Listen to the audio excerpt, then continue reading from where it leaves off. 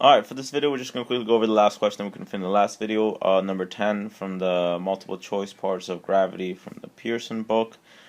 Here we have two satellites A and B, and they're at different orbits around some kind of larger object, and they tell us that the radius of object B is 3 times the radius of object A. So we have to find a formula and find a way of how they want us to know how velocity of object A relates to the velocity of object D. First of all, we can kind of already find out what the answer is using logic, because we understand that the velocity of object A has to be greater than the velocity of object B. When something is closer, there's feeling more gravity, which means it has to move even faster to keep itself from getting sucked in. All of the options below either say that velocity of A and B will be the same, or that B is larger than A. So we can actually, the answer is E.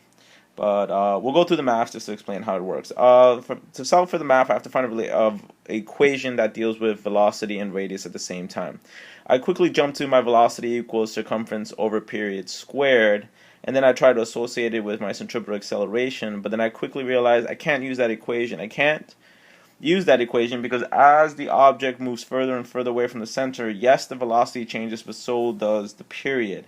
So I can't use a ratio or see what happens to the equation when I don't know what my period is, and I don't know what my velocity is. So I have too many unknowns. So I kind of go back to the drawing board and go back to my original knowledge of centripetal acceleration has to do acceleration due to gravity. And centripetal acceleration is v squared over r. Little g is big G m over r squared. I need to fix that really quickly. That's actually a little typo there. Acceleration due to gravity does not take into account the mass of the satellite, just the mass of the larger object. After that, I can clean up my equation. I clean that one up too. So after we fix the equation, we get that v squared is equal to big G, big M over r, which means that if we triple the radius, we decrease the squared velocity by a factor of 3. But that's only the squared velocity.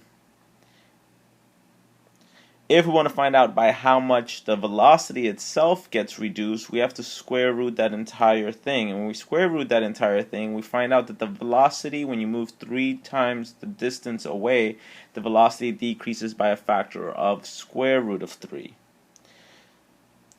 So that means that the velocity b is decreased by a factor of square root of 3 of the original velocity, which makes our answer DE. That's wrong. So we can write as VA is equal to the square root of 3 VB. Just have to rearrange it a bit. And that's what we get. But in reality, if we just realize that the velocity of B must be smaller than the velocity of A, we could have saved ourselves a lot of trouble and just made our answer equal to E.